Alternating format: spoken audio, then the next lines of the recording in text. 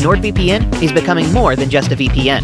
Threat protection will guard your device against malicious websites, malware, trackers, and intrusive ads, even if you're not connected to a VPN server at the time.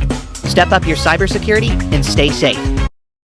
And the reason why, for the benefit of your viewers, Magnitsky Act is not a household name, but it was passed in U.S. Congress in 2012, ostensibly as a human rights legislation, but it's deemed as the opening salvo of the new Cold War between the United States and Russia.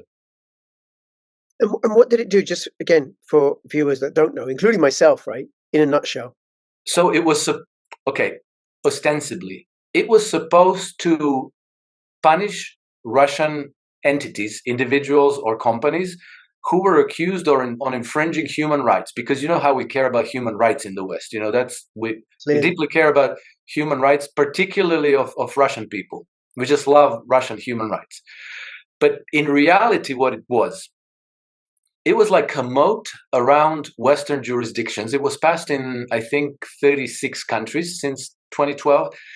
And it creates a moat around Western jurisdictions so that the Russians cannot bring court cases.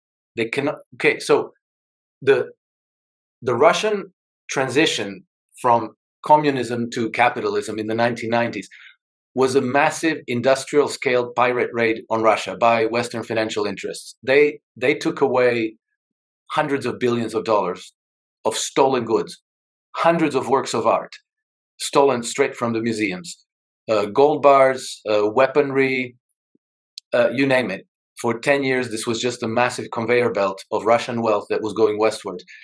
And Russian police and intelligence services have literally hundreds of investigative dossiers with which to pursue the return of their goods. Okay?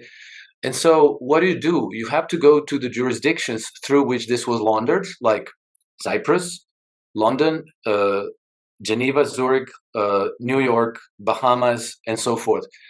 And so what happens? You hire lawyers there. You send them your evidence. These lawyers file a case. Then they depose witnesses and maybe defendants. And then all of this goes on the record. And you can't expunge it from there. Once it's on the record, it's on the record. And then the judicial system takes its own inertia, because now you have a court case. Now you have your lawyers pursuing this case, filing documents with the judges. And so now you're going to get a lot of testimonies on record. And I think that ultimately, this is not stated anywhere, but I mean, the logic of the case kind of dictates that you have to trace these goods to their ultimate beneficial owners. So the people who conducted the pirate raid are the people who benefited the most from them. So under the guise of protecting human rights, they created this blockade where Russians can no longer access Western judicial system. Right.